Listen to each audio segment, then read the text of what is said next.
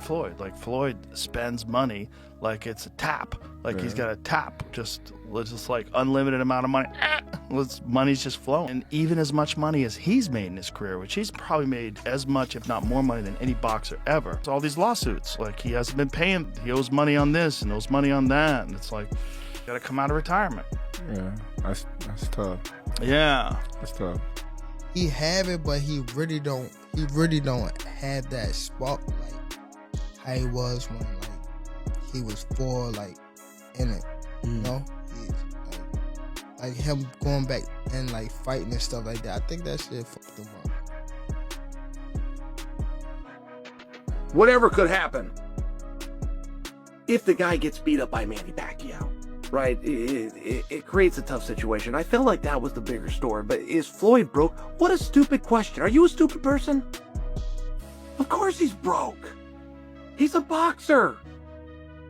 Joe Rogan discusses the potential rematch between Floyd Mayweather Jr. and Manny Pacquiao while speaking with Gervonta Davis.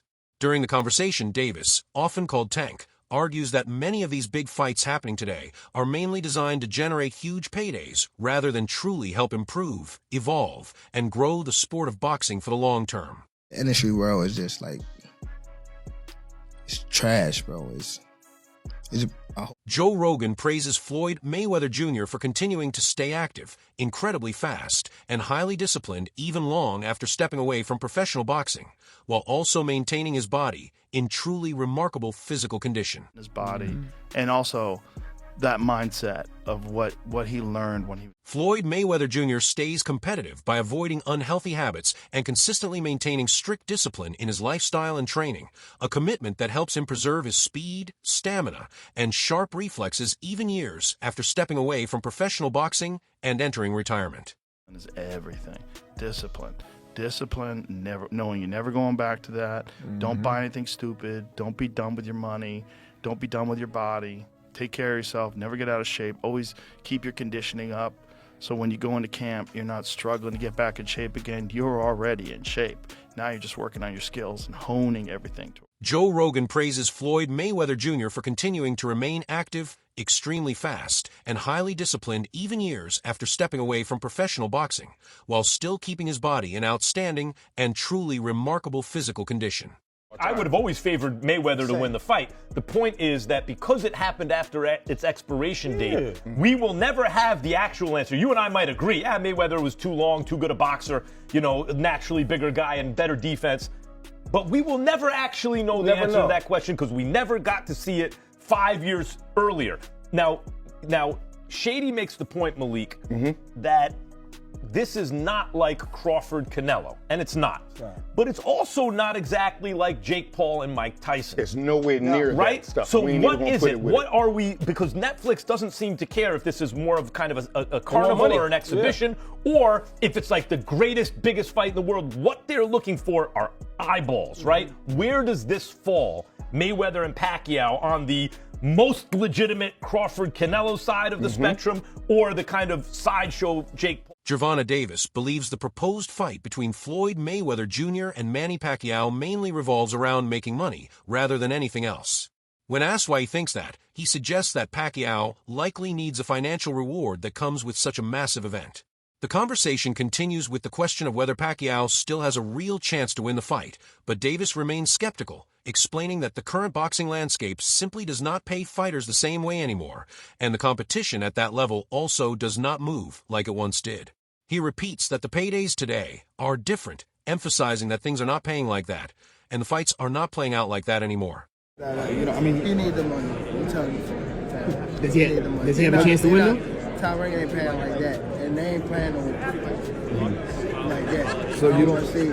Meanwhile, Manny Pacquiao says that a victory would serve as powerful inspiration for the new generation of fighters and clearly demonstrate the importance of determination, discipline, and strong ambition to younger athletes who are now entering the world of professional boxing today. Why do you get up every day and go to work? Why are you going to your job next week? Why will you be at your job the week after that? Because you need the money. What's wrong with that? And why are we attempting to tease Floyd? Is Floyd? Yes, he's broke. Of course he's broke. He's a boxer. Did they say can't read? That's not to tease him. They say that he can't read. His best friend at the time said that he can't read, and he never denied it. I don't tease him for it. He was a guy who grew up in a boxing gym, right? It's one of these things. You know what you know. You know what you were taught. I didn't teach him about contracts. I didn't teach him about saving. I didn't teach him about investments. Who would have taught him these things? Of course he's broke. He's a gambling addict. He got baby mamas all over the... What do you mean is he broke? Few moments in sports resonate more deeply than witnessing someone overcome the odds and ultimately triumph. For many fans around the world, and especially for people in the Philippines, Manny Pacquiao represents hope, national pride, and the powerful belief that it is possible to rise above every challenge and succeed against all expectations. Very good inspiration for the young kids. Not only to all the boxers, but also to the people who have dream. Even though I'm 46, if you're still dreaming in your life, you can make it. Few things resonate more deeply than watching someone defy the odds and triumph. For many fans, and especially for Filipinos, Manny Pacquiao embodies hope, pride, and the possibility of rising above it all. During the discussion, Floyd Mayweather Jr. explains that a rematch between him and Manny Pacquiao would not truly damage either fighter's legacy in the sport of boxing. According to him, both men have already secured their places in boxing history through decades of elite performances, championship success, and memorable victories that fans still talk about today. He reminds listeners that he clearly won their first fight and believes he still looks physically fresh and well-conditioned compared to many other fighters who have already retired from the sport. Because of that, he suggests that a second fight would likely be viewed more as a major spectacle for the fans rather than a defining or legacy-shaping moment for either of their legendary careers. And in his view, it simply shouldn't be treated as something that would truly change the history already written by both fighters. But if Pacquiao were to beat Floyd in this exhibition or fight or whatever they're going to call it, do you think it shouldn't? But do you think that affects either one of their legacies? No, not at all. No, that's we talking about grandpa. Not true. We talking about grandfathers fighting each other. That's what we talking about. It's not. Come on, man. Wait. I said, it's the zero line. Little bit. No. I'm not saying it's a transformative thing, but to say it doesn't affect it at all is probably not right, and I'll tell you why.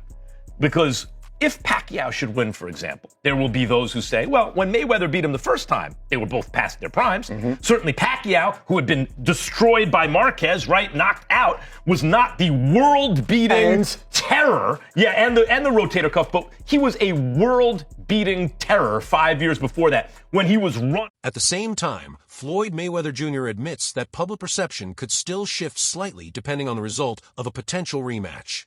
If he were somehow defeated, some fans might begin revisiting the original fight and start questioning the timing of their first meeting. Critics could argue that when they faced each other initially, both fighters were already beyond their absolute peak years. Others might point out that Pacquiao had previously suffered a devastating knockout loss, which some believe affected his momentum going into that historic matchup. Still, he stresses that the history of boxing is already firmly written for both champions. The remarkable achievements of Mayweather and Pacquiao across multiple weight divisions cannot be erased or diminished by a late-career, exhibition-style fight. Even if the outcome surprises fans and pundits alike, their legendary status and lasting impact on the sport will remain fully intact and unquestioned. Also, Cotto and Hatton and beating them worse than Floyd was beating them, right? That's when we wanted to see the fight happens 5 years later. Right. Yeah. So people will point to that and say, and then when they were much older than that, but the first fight wasn't like... They both was in their prime. Yeah, and neither was it lopsided. It wasn't lopsided. Floyd Mayweather won decisively, but he'll even tell you that was one of his trickiest fights. That's the only reason why I think it shouldn't be a second fight, because to me, Floyd handled him so easy. But think about what I know Max is Pacquiao said otherwise. Yeah, but what I'm saying is, if Pacquiao wins a rematch, because I agree, it's like with an asterisk, but if he does that, it will affect people's thinking a little bit. Hearns and Sugar Ray Leonard, it's not nearly the same. They were in their 30s, not their 80s or whatever these guys are in now. But Hearns got Leonard in the rematch, even though it was called a draw, and people look at Hearns a little differently vis-a-vis Sugar Ray Leonard than they did before that fight. But that was more competitive, I would say. Floyd has a... During his analysis, Luke Thomas explains that modern entertainment platforms constantly push massive amounts of content to keep audiences continually engaged and tuned in. According to him, this relentless, non-stop stream of events can sometimes make everything feel less special, slightly repetitive, and even a bit dull to viewers.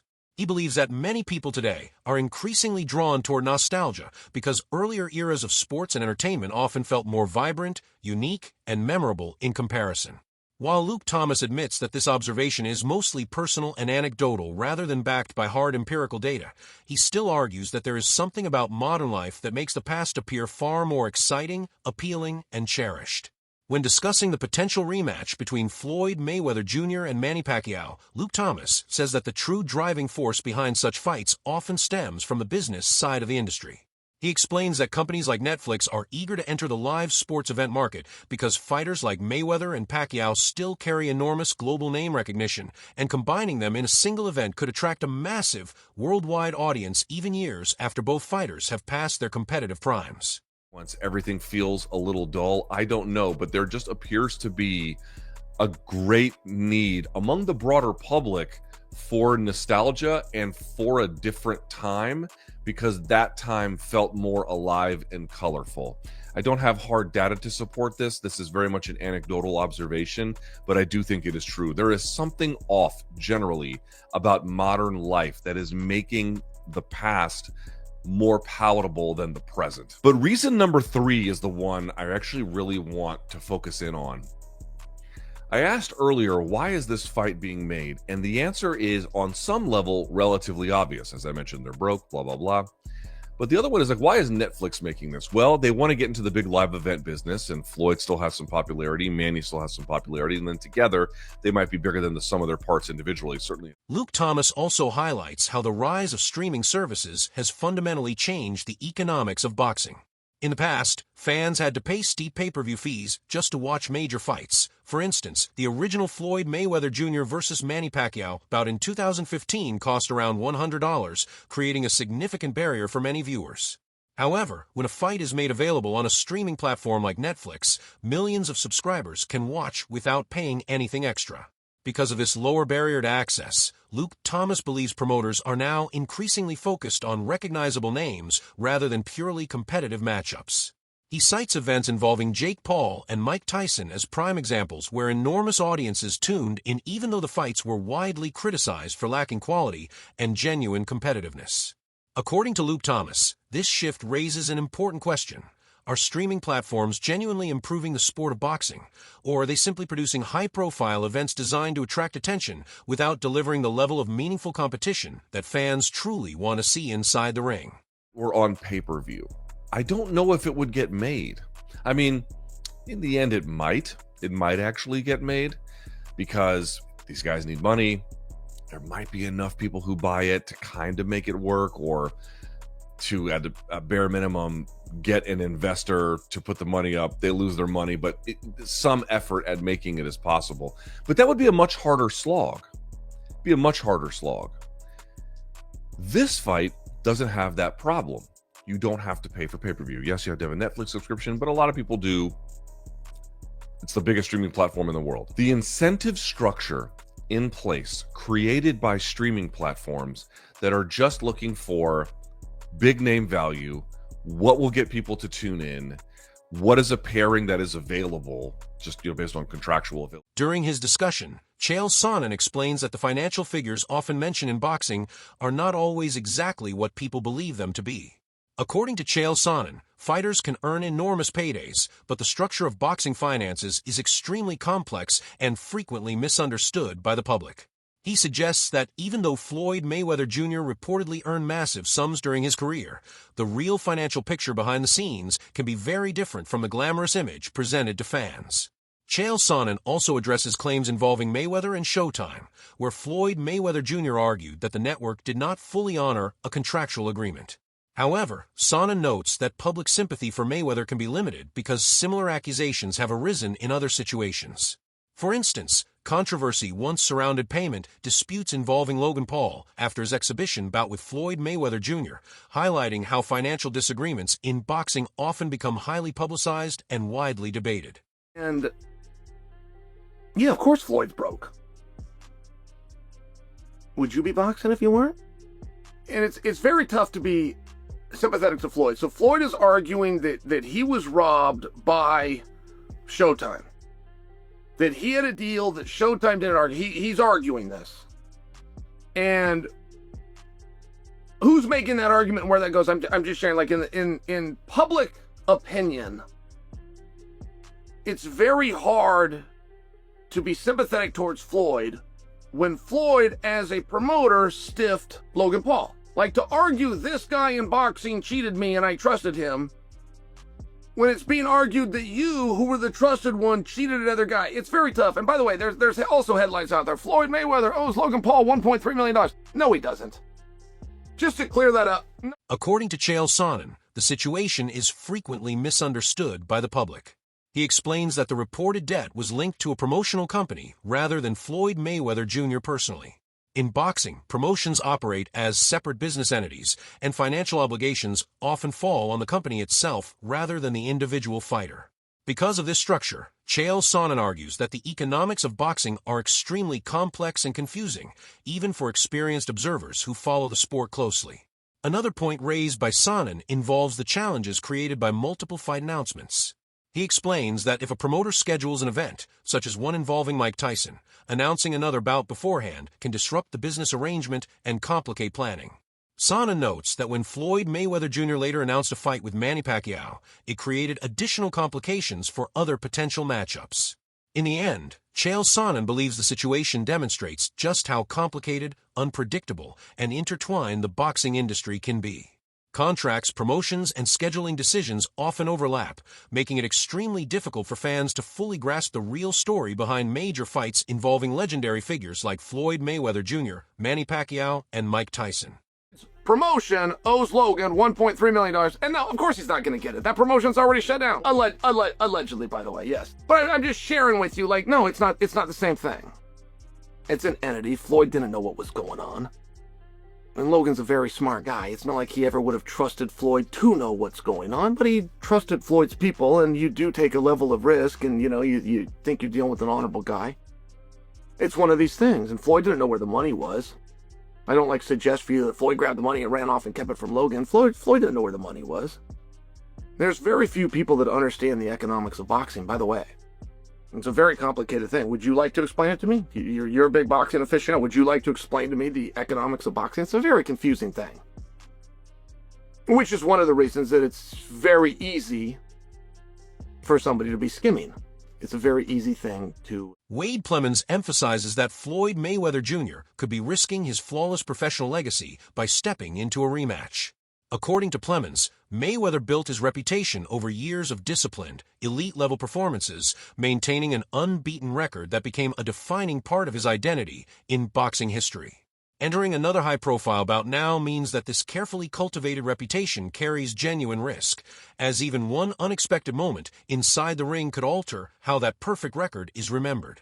Plemons explains that while the financial rewards, media attention, and fan excitement may be highly tempting, the decision to return still comes with serious consequences. In his view, choosing to compete again demonstrates Mayweather's confidence, but it also places the responsibility squarely on him to protect the legacy that solidified his status as one of the most successful and celebrated champions in the history of boxing.